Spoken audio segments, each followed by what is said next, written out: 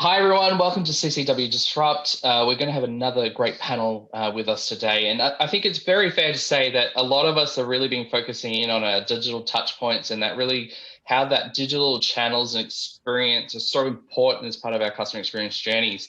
And really, when it comes to that, what are those user experience moments that we really need to bring to life along every stage of that customer journey through this? So joining us today, we've got Jason and Sharon who are going to talk to us about some of their journeys through the last year on how they're actually delving into that, recognizing the value of UX, how it's been helping them with the mapping their customer journey and uplifting those experiences and services they've been providing. So I'm going to go through to Jason first, if you could just give a brief intro on yourself, and then we'll chuck across to Sharon. Yeah, sure. Thanks, Mike, and welcome, Sharon. I'm looking forward to today. So my name is Jason Smith. I'm Director of CX Design and Change Delivery for Foxtel's service experience. So heavily focused on not getting the sales through the door, but basically from the point of sales interaction through to support, all the way through to save and obviously reassessment of the product as well. I think anyone from Australia, Foxtel's probably a very well-known brand, but for those that aren't, pay TV, so very much a subscription-based television business. Unlike a lot through COVID, but even before COVID, we're in a significant period of disruption. So really focused on how do we make it easy for Foxtel customers to watch the TV they love, which really helps them get I'm a big believer in low effort experience. So we're very focused on how do we make it low effort, but also it's TV. You don't want to be ringing call centers. You don't want even to be self-serving where you need to. So how do we just stay out of the way as best we can and help them find the value in the product as best they can as well, particularly because there's so many, disruptors and competitors out in the market at current. And I think you nailed it there, the construct of low effort, right? So wherever we see it, right, high effort in any organization is always going to be so low customer service and customer satisfaction, really high costs for ourselves and low employee engagement as well. So that low touch, low effort is kind of the mantra we go behind when we look at how we apply UX and customer journey through the service journey. Sharon, absolutely. Give us a little bit of a spiel about yourself and what you're doing, and you're coming to us live from New Zealand as well. Yeah, kia ora everyone. So Sharon Boddicker, I'm the Chief Customer Officer for Oh my gosh, let me start again. Kia ora everyone, I'm Sharon Boddicker and I'm the Chief Customer Officer for AIA New Zealand, and actually coming to you here from our beautiful premises in Auckland. So part of my role, chiefly accountable for what is that customer experience that we take to market. And here in New Zealand, actually we've been going through quite a transformational journey. So we're looking to move ourselves, or have been moving ourselves, from being a traditional insurer and moving more into the wellbeing space as well. So that how we do things from a customer journey perspective, how we understand more deeply the drivers and the motivations with our customers has been really quite fascinating.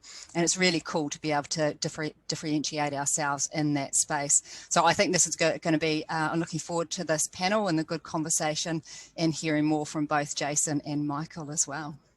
Well, thank you. And I suppose starting with yourself, I think one of the key things to actually map the customer experience and actually understand it is actually getting that visibility of what it is in the first place. How have you gone about that through the transformation you've been undertaking? We've been quite fortunate. We've had a customer experience program, Voice of Customer in particular, in place for over 7 to 8 years. And as Jason mentioned, we've actually had strong focus on customer effort. So that's really key for us, particularly as we look at, what's the innovation that we want to do? Where are the experiences or part of those touch points where we really need to hone into to reduce that effort? What's working well? Because we don't want to try and improve something that is actually going okay at the moment. So that's been a very key part of that. We look to use our Voice of Customer program. We look at other different insights that we have as well. So with our program around AIA Vitality, we actually, a lot of that insight is research and science based as well. So we overlay those pieces to help with the overall customer experience piece. Plus the voice of our employees. So, in our contact center, I'll talk to the guys every day, just trying to get a sense of what's happening. We use live chat and other technologies as well. So constantly looking at the verbatim that's coming through and back through our customer surveys. So trying to find all of those touch points. There's nothing quite like hearing the voice of the customer as they've experienced us today. And really translating that into what are some of the future strategies we need to be putting in place and some of the tactical things. So when we went into lockdown last year, in April last year here in New Zealand, we turned on live chat very, very quickly, and it just became such a popular channel for our customers to engage with us on. And, you know, most people watching this panel probably know how many of those interactions you can handle at any one time as well. So it helped us to best serve when we had quite a large volume of calls coming in from our customers. Yeah, that whole conversion and almost change of mentality, even with the internal staff, around going from just one-to-one interaction to one-to-many, being able to keep that going, like it's a bit of a massive culture shift. Before we delve off into Jason's kind of world and what he's been doing there, how have you been assessing like the effectiveness of those changes, especially when it comes to that effort component? I think today for us, we're going to take this theme all the way through the panel around effort. How have you been kind of applying and assessing that effort that the customers have been putting into it, and then assessing the effectiveness of the change that's been implemented off the back of it? I think this is where our Voice of Customer program really does come to life for us, because we've got a clear customer effort measure. So after every interaction, we send out a survey. We can see how high or low effort that interaction was. That then goes back through a cycle of review. And we're doing quite a bit of transformation from becoming more of a digital organization. And so that's just really helping us with how we do some of our UX design and human, getting more of the human-centered design in there as well. It's bringing that voice that we have today and that we understand, and actually help that to shape some of the technologies that we're working on right now, which will build out our future service deliveries out to our customers and broader consumers in New Zealand. Excellent. And Jason, for yourself, can you walk us through kind of how Foxtel's approach is? Is it pretty much the same? Is it kind of building that voice of customer in, or is there something else you're also adding into that mix to kind of bring that journey to life? Yeah, so I'm singing very much off a very similar hymn sheet to Sharon, which is great to hear, because I don't think everyone's clued into it as quickly as maybe what Sharon and the team have there, as well as ourselves. Look, in a similar way, we're kind of using and accelerated our Voice of Customer program in our call centers, but across our channels, to focus on the standard expectation question. We're conscious we're in one market, but from a service perspective, you're competing against general expectation regardless of what industry you're in. But underpinning that, I've kind of said, and very, very similar to Sharon, low effort for me is the new wow. I think the moments of wow experiences are gone. People just want it easy, and that then surprises them because not many people can do it well, right? So using that Voice of Customer, but then across our digital channels when we do it, we're in chat as well. We do about 25 to 28% of our support through chat at the minute. But also in our voice channels, underpinning that with asking them, are we making it easy? Are we offering value? And do you feel like you're resolved? Because we know repeat effort is the killer for most businesses. So really underpinning that in the Voice of Customer, but we're also conscious, like, I don't know what, Sharon, your survey response rates are, but we seem to sit around that sort of 18 to 21%. And in my mind, there's a certain customer that loves to do surveys. So how do I get to the 80% that are having a different experience? So we've really started to focus on general effort scoring, working with our analytics teams, and how do we actually start to understand those that we're not speaking to, where's their effort, but starting to do some really exciting things with some new startup companies around actually pushing our speech to text into their analytics AI to start to go, the customers, there's what they tell you in the verbatims when you read VOC, and then there's the things they actually say on chat, or the things they actually say. So how do we get those underlying themes, particularly from the 80% that aren't telling us through the surveys?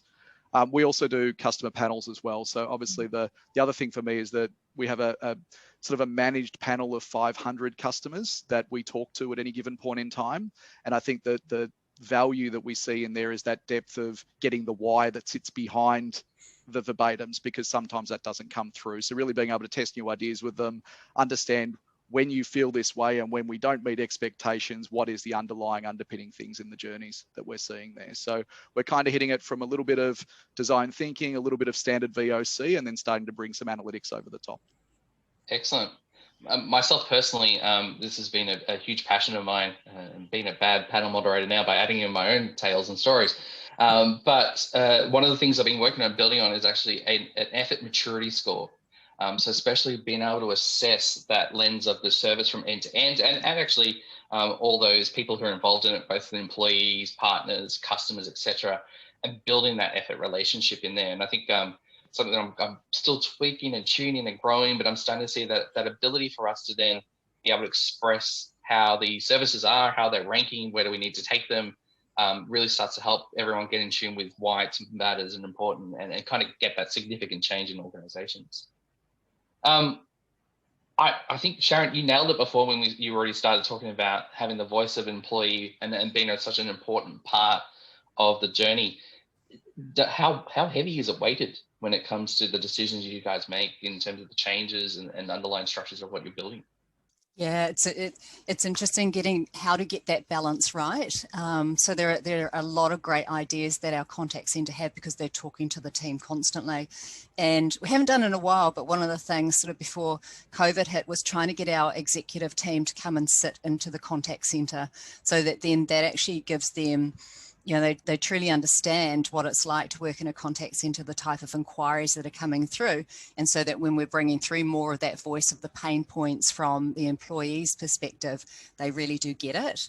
And so that has been exceptionally helpful. So the voice of our team is, you know, we rely on that quite a bit, but we also do bring in a lot of other inputs to that as well, because it's a little bit like, I don't want to offend any of the team, but, you know, there's that old Henry Ford quote that said, you know, if I asked the customer what they wanted, they would have asked for a faster horse. So kind of need to supplement it with a lot of the insight that we can get, a lot of research that we can get, take that voice. We don't want to try and do something that actually makes it incredibly difficult for our team as well to serve our customers. That's trying to balance the two of those through a number of different inputs. You're very fortunate to be a part of a large group as well, so we can look at what's worked in other parts of AIA and how we can leverage that in technology and insight and research to best build what we need to do from a future perspective. But the voice of our team is very, very important. And Jason, is that true within Foxtel? You know, how does the voice of the employee start to kind of drive and shape what it is that you do and provide? Yeah, very transparently, I don't think we've nailed it at the minute. Probably 3 years ago, we're based in Moonee Ponds in Melbourne, in the days when you could actually get into the call center and actually sit there. But 3 years ago, I could walk downstairs and stand behind an agent or sit in the coffee line and have a chat with them. We're now 93 to 95% in Manila and Durban.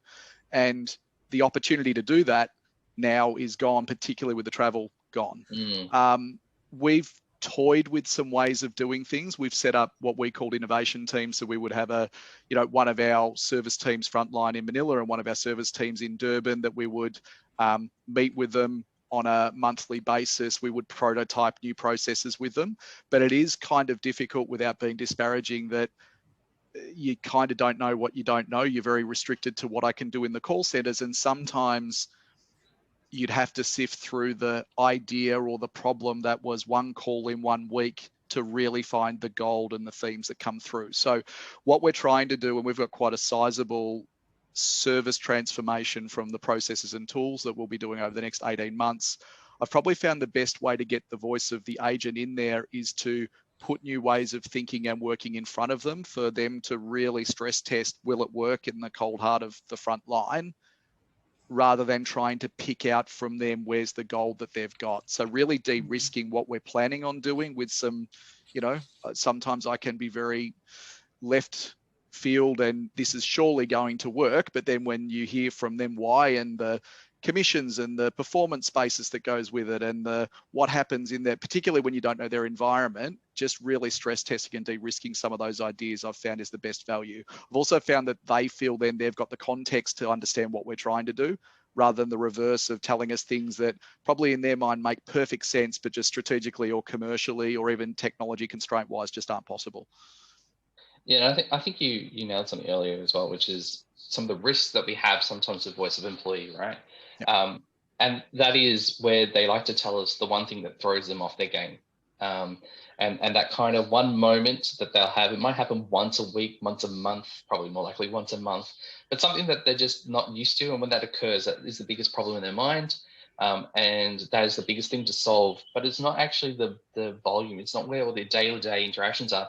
Because normally we have a workaround for those, and how we balance voice of the customer and voice of the employee with observations and actually watching them work and then seeing why the hell are they actually doing that every day, and bringing those stories to life. And then I think that's the other part of your wow moment you were talking earlier.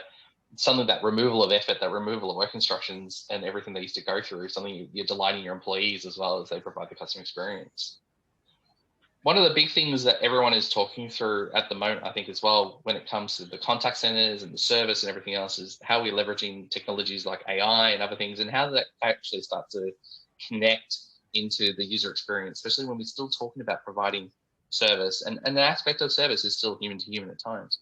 What are some of the journeys that you guys are going through at the moment when it comes to the AI journey? Sharon, is that something that you guys are touching at the moment? Is there other kind of machine learning, other technologies that you're using to kind of bring that kind of new enriched experience to life? Yeah, we're pretty early on in exploring AI. So a lot of what we have been doing is more foundational work. So, how do we get how we're more present in cloud with cloud technology, for example, so making sure we've got some good infrastructure there. We're a big Salesforce user as well, so how do we expand the capability there? How do we turn on actually the AI that Salesforce do provide through Einstein as well? But we've probably been doing more, to your point, around the machine learning, some of the deeper analytics pieces as well, that will then help us to build out what our AI space will look like. We are looking at the moment at chatbots as well. So we've got pretty vast, what we call an AIA wiki. So use it as it's a knowledge base. And we really want to be able to build out our AI, our chatbots off that as well, given it's such a rich database. And we're also working through what we call digital self-service, so more for our end customers, and also our intermediaries, so independent financial advisors who we work with very closely, and just trying to find what is right for each of those customer groups as well. But we're very early on in it. We've got some really great brains within the organisation who are helping us to push forward fast in this space. We're pretty ambitious around what we want to achieve from a customer experience perspective. And like I mentioned before, we're moving ourselves really strongly into the space of well-being. So we've got a program which is called AIA Vitality. What is the next best thing that I should do versus Michael should do? What are some of the health insights that we can give to you as well?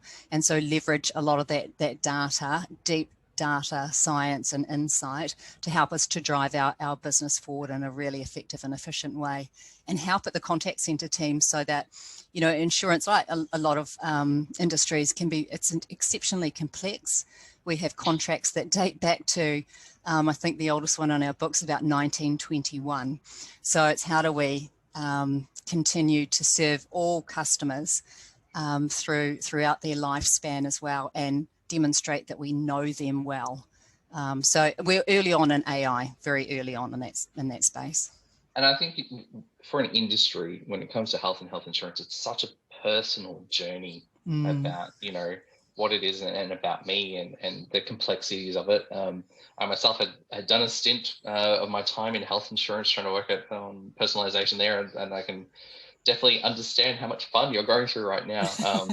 But, and that real deep understanding of how to actually understand the customer with everything telling you, and things that they don't know themselves are telling you, and how to use that. Yes. Really creates that personal experience. That's awesome stuff. Jason, what about yourself? Is AI, machine learning, what are the kind of new technology trends that you guys are tapping into at Foxtel? Yeah, there's probably three aspects to this. The first one is, if you'd asked me 6 months ago, I would have sat very silent in this space. This is kind of where we're starting to move into. So we've been on chat for some time, but we moved on to Salesforce messaging October, November, and started to get the power of Einstein sitting under that. So we've really started to accelerate our bot program underneath that. We're taking out in our Foxtel Now, which is our sort of online self-serve streaming product, about 70% containment in the first 3 months. And we've just put a new deployment in for our foxtelsupport.com for chat. But we were sitting at about 30 to 32% containment before the deployment we've just done this week. So look, that's something that we're accelerating. The thing that really excites me is this: we're playing with a player that I can't mention at the minute on a proof of concept for a complete AI pull of all our contact center speech, chat, VOC verbatim, social listening, up into their cloud of AI, and completely uncoded, completely unbiased. They've got the secret sauce that gives us real-time dashboards as to what's the themes that's driving, but also the sentiment in those themes. And it's kind of where I'm seeing, how do I get to these customers that don't do surveys? But then there's also what the customer tells you in the survey and then what really happened in the interaction. So we're seeing that as something interesting that we think there's value in, but it's quite new that we're keen to explore, particularly with this player. And then I think the third component is the personalization. So I talked about us trying to make it easy for customers to watch what they love. There's what they tell you they watch, and then there's what they really love. And I know what I tell people I watch, and I know what then really gets watched in our household. But being able to really start to, with our products that are now connected to the internet, understand intimately what's the viewing pattern, and then being able to add value by really understanding what's the features that they're not tapping into that fit for them. You know, if they do watch X, they haven't mentioned Y, and we know a lot of people that like it do, but it's not the thing you naturally find that we market. So how do we start to bring that together to help them really add value? You know, the streaming services that we're competing with, you know, Stan, Netflix, etc., but also ones owned in the same family that I'm in, with Binge and KO also owned by us.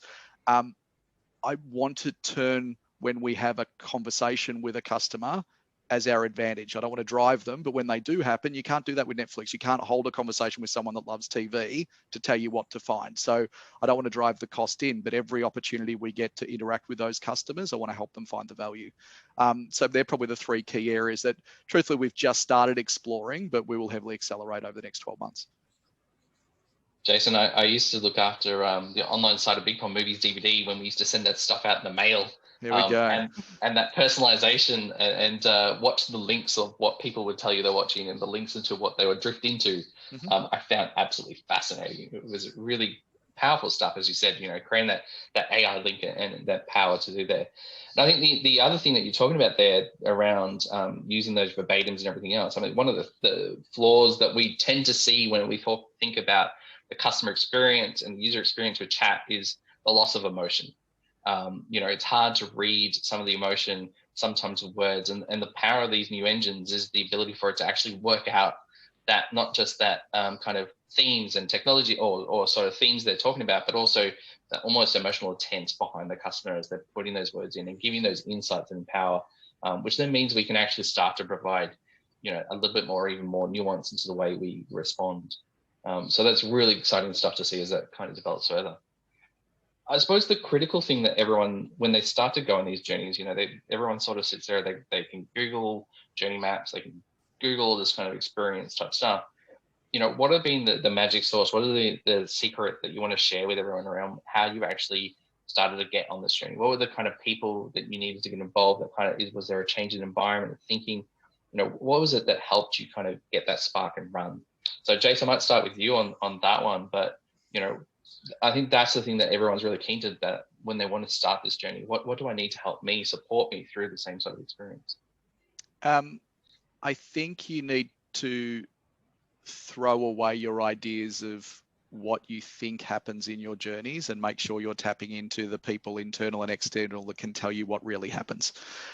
So again, I mentioned our customer panel. We make sure that we don't just treat, you know, we historically had treated journeys as journeys. We've now gone, we need to focus more on the general personas that are Foxtel customers and then their end-to-end journey. So I'd suggest thinking of, you know, the journey of someone getting Foxtel or having a fault is not for everyone, but thinking about the difference between the fault journey for someone who's somewhat highly technical, who's a sports fan, that getting it fixed before the game on a Friday night is really important, is very different than a lower tech person where they've got other things that they can do with the household and they just want someone to do it at the right time. So I think just getting that understanding as to understanding your customers and the personas of them before you try and create for them and put a vanilla journey across, you know, different elements of different people, particularly with your different channels when you're starting to think omni-channel and what that looks like, is probably the biggest thing. The second thing is make sure that you don't live in a land of puppies and rainbows and you're just trying to paint the perfect thing for everyone.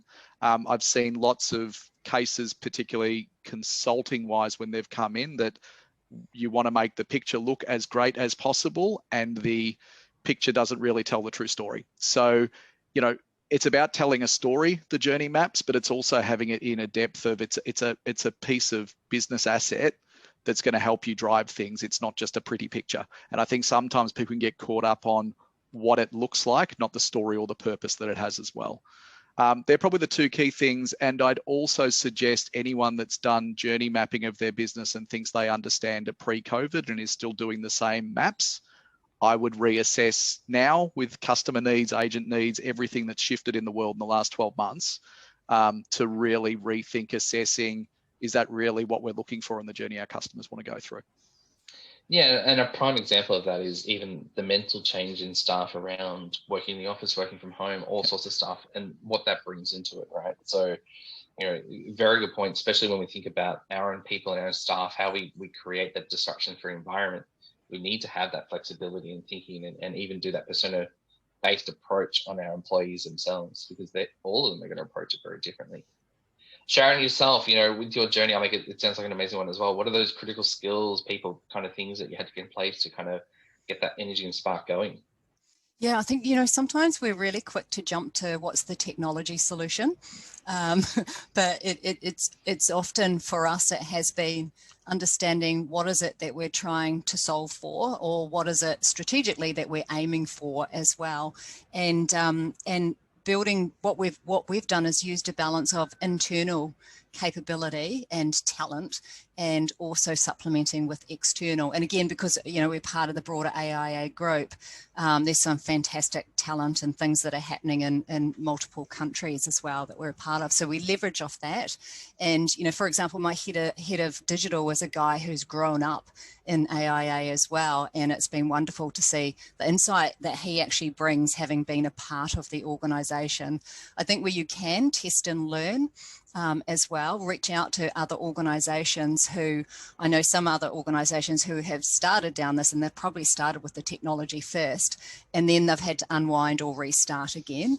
So I think as much as possible, yeah, just go out to different industries, do some of your research, and then understand, yeah, where are you trying to get there, and what is the best way for you to do that. We see some really exciting opportunities for us coming up with what we can do to really leverage AI in the best way. So being a life, health and wellness provider, you know, a lot of what we do at claims time, that's a really truly human contact that's required. So we're being, you know, how can AI actually help us to understand what's the next step that I need to do in my rehabilitation or in my wellbeing program, for example. So it's not about sort of taking away, it's enhancing the experience, but there's still a bit of how we actually communicate this to our teams as well, so they understand it's not about losing their jobs, but it is an evolution for our people and how their roles may change. Yeah, and I think that's you nailed it there. There's a lot of fear in our contact centers around automation, AI, and the likes. And I think it's quite an interesting journey when we walk through with people to actually tell them, no, this is here about to make life easier for you and in what you do. And I think, you know, we started with, we've gone through this conversation around how we all sort of pivot around effort. It's that conversation again with them around, we're actually here to remove effort from you, so you can focus on the person, so you can focus on the outcome. That cultural change and the ability to get that change through is quite crucial to actually in the last mile to get that change addressed. We are unfortunately coming up close to time, which is a bit of a surprise. I've been loving this conversation and back and forth and almost feeling like kindred spirits right here. I'm sure everyone's when they're watching this afterwards, are just like, oh, these three just sound like they're going to be good friends forever from now. But we are going to have the Q&A questions open. I'm sure you guys are open to obviously answer any questions as they come through once we actually have the event. And I suppose the last thing then is any kind of closing remarks, thoughts, things that you'd like to leave with our audience. And I'll start with you, Sharon. I'd say for, you know, our wonderful people who are in our contact centres and the leaders there, lean into the change, not away from it. Think about how it can actually build the capability of the contact centre, the reputation of the contact centre as well. Contact centre is the heart of our organisations, and it will continue to be as well, but it requires that leadership from our contact centre leaders to help us to drive it through. And don't be shy to say to the CEO, here's what needs to happen as well. Have a good, strong voice. Yeah. Excellent. Jason, from yourself, any closing remarks? No, I think it's just that it's now more than ever, it's probably more important to listen to your people and listen to your customers. I think that is the battleground, right? So not just doing what's worked before, but trying new things. Similar to Sharon, we're big on test and learn. And that's not just test and learn at a technology base, but even as a frontline agent, pitching things differently, you know, talking to customers in different ways, tailoring the person you're really listening to. And I think listening's become more and more important as well, but tailoring to them. Like, you don't need to, you know, be the chief customer officer. You don't need to be, you know, in design like I am. Frontline, you've got just as much ability to interact and, you know, listen and drive the experience that's going forward as well. So I think just if you're passionate about it, do it at all levels. And, you know, I know people say contact centers becoming less and less, but I think the other thing too is, you know, five years ago, the roles of chat didn't exist, analytics didn't exist, bot managers didn't exist. So if the customer's what you're passionate about, then, you know, look at how you can drive a career from it. Exactly. Nailed it. I'd like to thank you both very much for this time together. This was a really great engaging panel. As everyone can see, you know, there is so much value and importance in really understanding this customer journey, how they go through, how we need to constantly kind of check, reassess it, and using those voice, not just of the customer, but the employee, together with good research and observations to kind of really build out how we provide these new services and provide this kind of personalized customer experience to customers. So thank you very much, Jason and Sharon. I look forward to talking to you both in the future, and thank you everyone, and enjoy the rest of the event.